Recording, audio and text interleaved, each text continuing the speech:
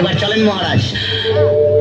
মহারাজ, তবে কি তুমি আলতু ফালতু মনে করেছো? হ্যাঁ, না জেনে কোনো অপরাধ করে থাকলে আমায় ক্ষমা করবেন মহারাজ। ক্ষমা করার মতো তুমি তো কোনো অন্যায় করনি। তুমি নির্বিঘ্নে বাড়ি যাও। আজ থেকে তোমরা আমার আশ্রিতা।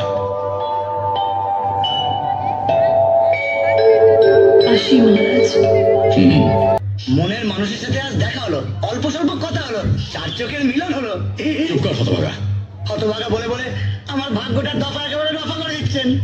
সদানন্দ, আগে গরিব কাঠুরিয়ার এই মেয়েটিকে আমার সপ্তম রানী বানালে কেমন হয় রে? পরের মেয়েকে কেন বিয়ে করলাম? আমি মহারাজ বটে, কিন্তু আমি বড় দুঃখী। আমার মৃত্যুর পর এই বংশে প্রদীপ দেওয়ার মতো কেউ থাকবে না। আমি নিঃসন্তান। শুধু একটি সন্তানের আশায় আমি তোমাকে বিয়ে করেছি।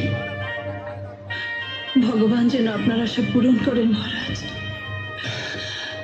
তাই যেন হয় ছোট রানী, তাই যেন হয়। মহারাজ,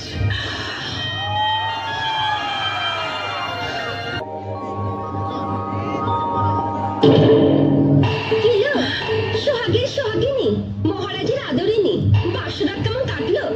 আহা, গাটা যেন জ্বলে উঠলো। আমার হয়ে ওর গালে একটা ঠোকনা দিল। দিন আমাদেরও ছেল, কত এলো কত গেল।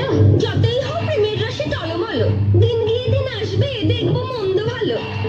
কিছুই হবে না, মানুষের বাচ্চাকে মানুষের বাচ্চা, কুকুর ছানাও হবে না, রাজা না আঠুরে। ছি ছি, অমন নিষ্ঠুর কথা আমার সামনে উচ্চারণ করো না। হ্যালো, পুণ্যের পুণ্যবতী, সতীর সতী, দেখবো কোন কত ধানে কত চাল। এই চাল